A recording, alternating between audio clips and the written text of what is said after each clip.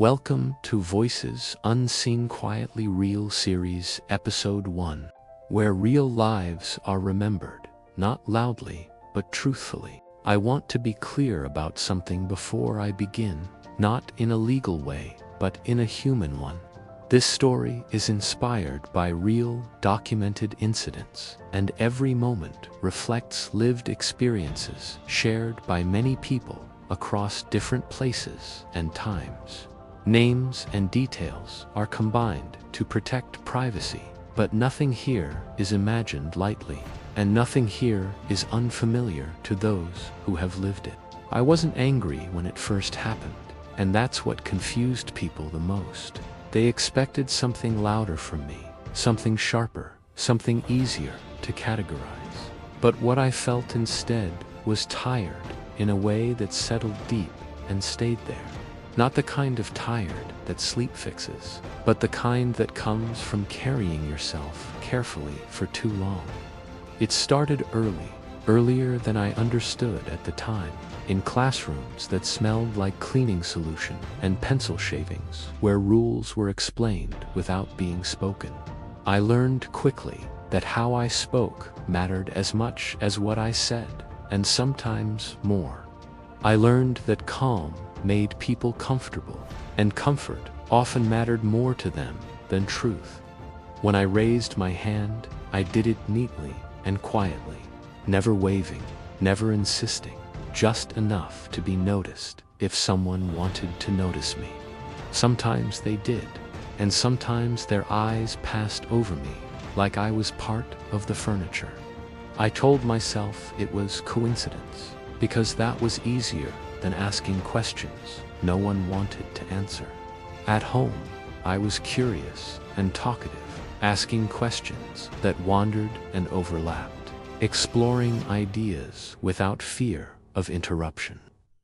My parents listened fully, even when they were exhausted, even when the day had taken more from them than it gave. They taught me that curiosity wasn't a flaw, and that asking questions was a form of respect for the world. Outside those walls, curiosity felt riskier. When I spoke too much, adults shifted in their seats, and when I spoke too little, they filled the silence with their own assumptions. I began to notice how quickly people decided who I was before I finished a sentence.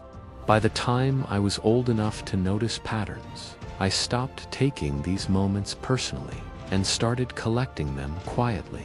The extra glance from a store clerk, the subtle tightening of a grip on a purse, the way laughter sometimes stopped when I entered a room. No one explained it, but explanation wasn't required for recognition. I learned early that composure was rewarded, and not just encouraged, but expected. Calm wasn't praised as a skill. It was treated like a requirement, like something I owed the room simply by being in it. When I met that expectation, people relaxed, and when I didn't, even slightly, they reacted as if something had gone wrong. In school, teachers described me with words that sounded kind, but felt carefully measured, articulate, well-spoken, surprisingly thoughtful, each compliment carrying a quiet pause after it.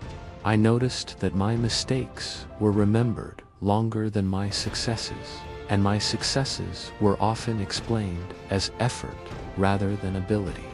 I didn't fight that framing, not because I agreed with it, but because fighting would have required energy I didn't always have.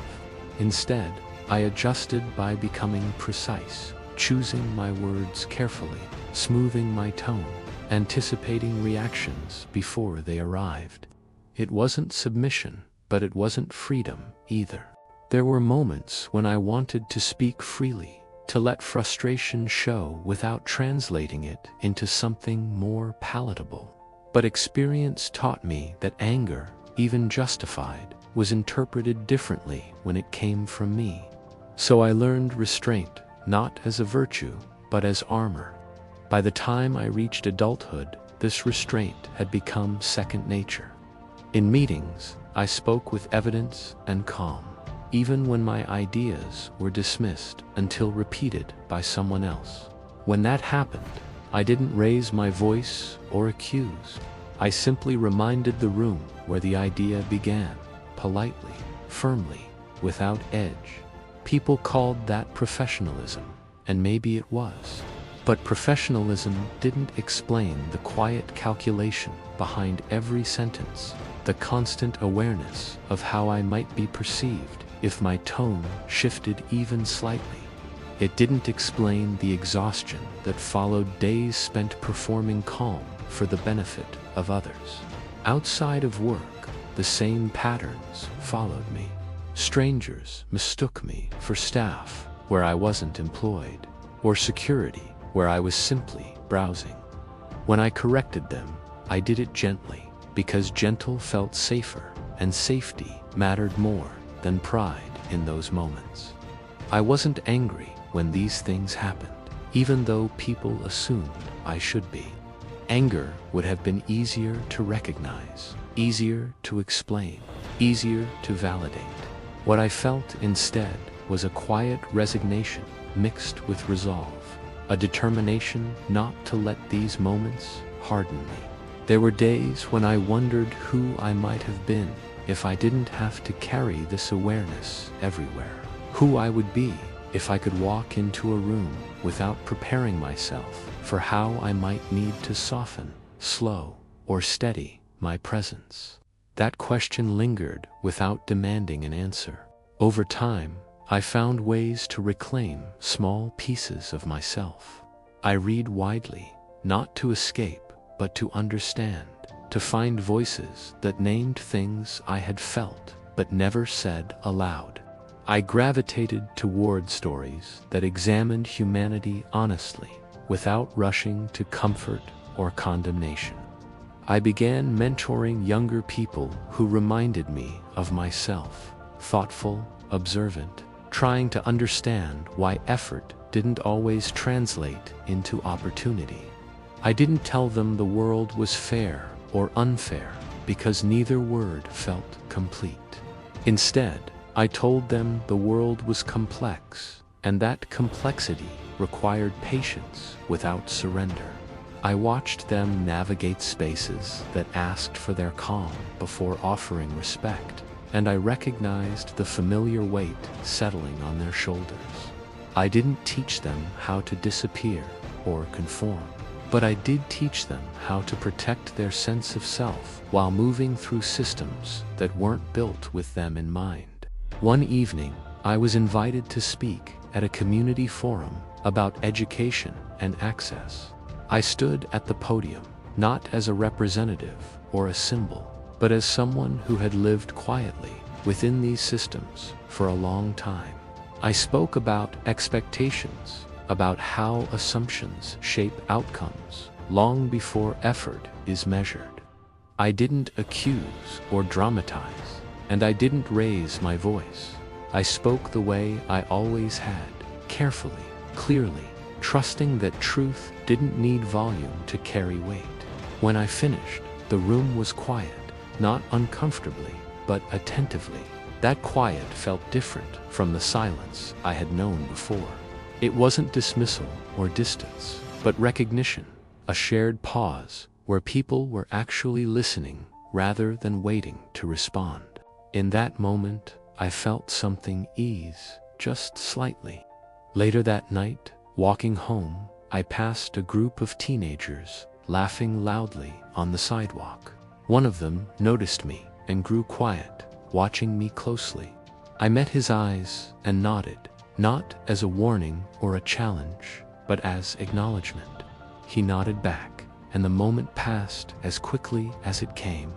It wasn't dramatic or transformative, but it stayed with me because it felt honest. Sometimes change doesn't arrive as resolution, but as recognition, brief and real. I didn't change the world by remaining calm, and I didn't dismantle prejudice through composure. I simply chose, again and again, how I would respond to what I didn't choose. I chose learning over bitterness, clarity over resentment, dignity over performance. I understand now that prejudice narrows the vision of the one who holds it, but character expands the reach of the one who lives it. What people saw first was never my choice, but what they eventually heard, what they took with them. That part belonged to me. This was Voices Unseen Quietly Real, Episode 1, and there are more true stories coming soon.